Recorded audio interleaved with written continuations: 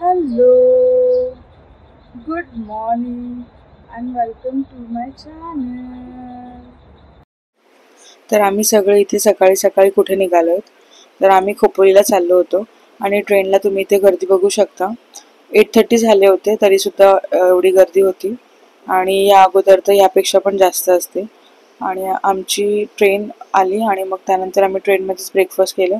खोपोलीला जाण्यासाठी खूप कमी ट्रेन्स आहेत म्हणून मग आम्ही सकाळीच निघालो होतो. त्यानंतर मग आम्ही इथून ऑटो केली आणि मग गगनगिरी महाराजांच्या मठात गेलो. हे खूप फेमस आहे आणि खूप सुंदर पण आहे.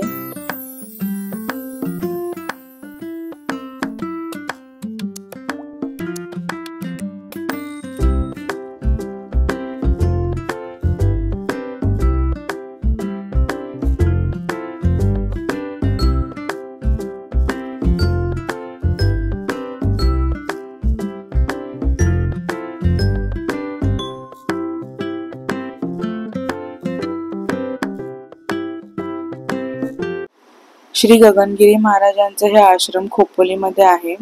महाराजांनी हजारो भक्तांचं कल्याण केलं आणि त्यांना भक्ती मार्गाला लावलं. गुरुपौर्णिमा, दत्त जयंती, गोकुळाष्टमी, शिवरात्र अशा वेळेस आश्रमात भजन पूजन थाटाने होतं आणि अन्नदानही मोठ्या प्रमाणात केलं जातं. स्वामी गगनगिरी महाराज हे भारतातील आधुनिक योगी व संत होते. स्वामी गगनगिरी महाराज हे दत्तावतारी संत मानले जातात. तसंच त्यांनी इथे दत्तमूर्ती पण स्थापन केली आहे. स्वामी गगनगिरी महाराजांचं हे मठ खूप स्वच्छ, सुंदर आणि शांत आहे. मुख्य म्हणजे इथले सगळे खूप पोलाइट आणि वेल मॅनर्ड आहेत. मठात सगळीकडे खूप शांततेचं वातावरण होतं आणि सगळीकडे खूप स्वच्छता पण होती. आमच्या सगळ्यांसाठीच हा एक्सपिरियन्स खूप छान होता.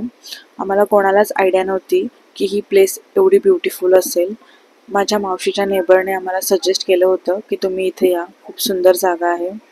म्हणून मग आम्ही इथे आलो आणि त्या पण आमच्यासोबत आल्या होत्या. रोजच्या धावपळीच्या आयुष्यातून कधीतरी अशा शांततामय वातावरणात सगळ्यांनीच यावं.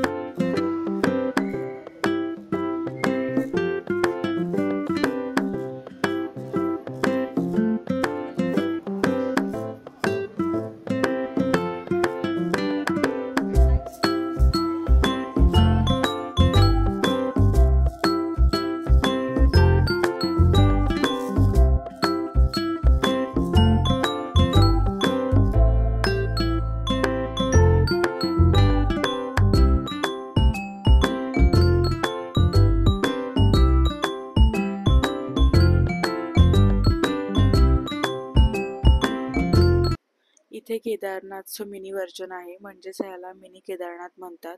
केदारनाथमध्ये जशी पार्वती आणि शंकराची मूर्ती आहे तशी सेम हुबेहूब मूर्ती इथे पण आहे. या गेटमधून एंटर करताना कोणालाच असं वाटलं नव्हतं की आता सगळ्यांना भरपूर वरती चढत जायचंय, कारण आम्ही गुफा बघायला जाणार होतो. स्वामी गगनगिरी महाराज जिथे नामस्मरण आणि जप करायचे तो गुफा वरती होता आणि तिथे जाण्यासाठी बराच वेळ आम्हाला लागला आणि आम्ही सगळे खूप दमून गेलो. माझे मम्मी पप्पा तर वरती आले पण नाही.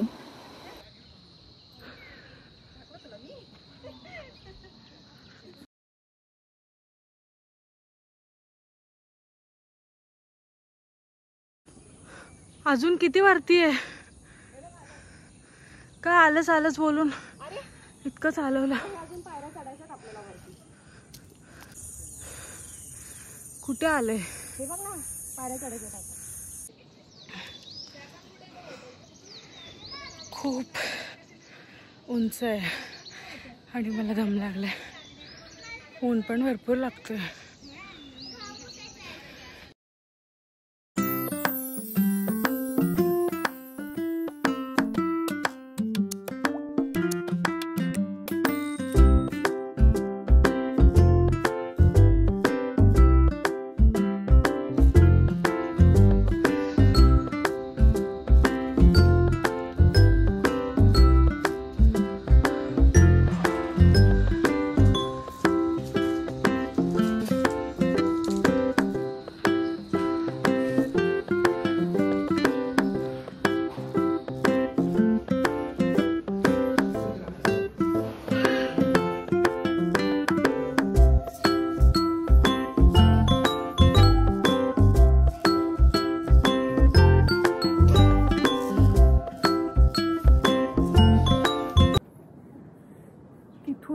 चालत आलं तिथून.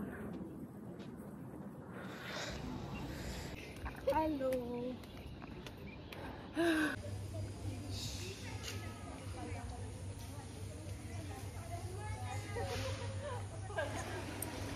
इथे गौशाला पण होती आणि गौशालामध्ये पण त्यांनी खूप हायजीन मेंटेन केलं होतं. खूप स्वच्छता होती आतमध्ये पण आणि अजिबात कसला स्मेल वगैरे येत नव्हता.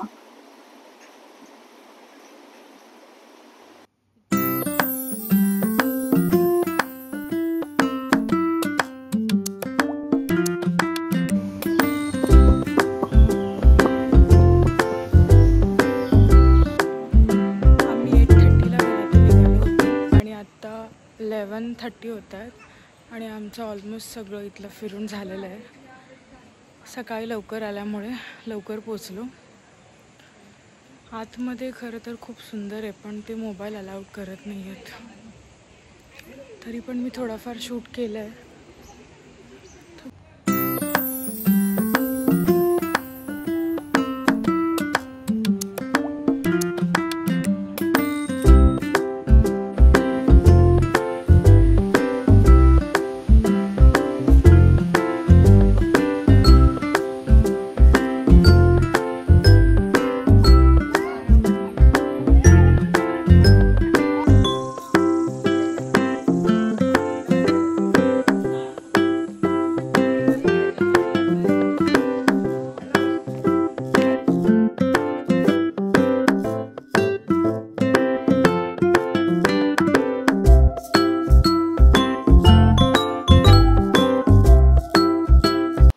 तर मम्मी इथे टिफिन घेऊन आली आहे, म्हणजे सगळीकडेच ती टिफिन घेऊन जाते. खरं तर आम्ही इथले कुपन्स घेतले होते पण आम्ही आमच्या घरून पण टिफिन घेऊन आलो होतो आणि तिथला जेवायचा टायमिंग 1 वाजता सुरू होतो आणि 2 वाजेपर्यंतच असतो. तर आता आम्ही सगळे आरतीला चाललो.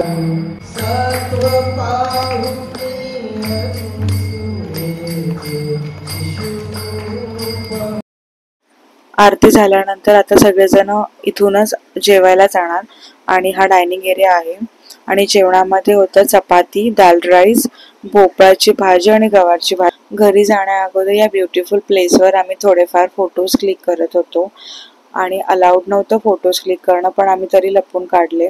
आणि घरी जातानाच पाऊस स्टार्ट झाला आणि आमच्याकडे अम्ब्रेलाज पण थोडेच होते आणि आम्ही लोक भरपूर होतो.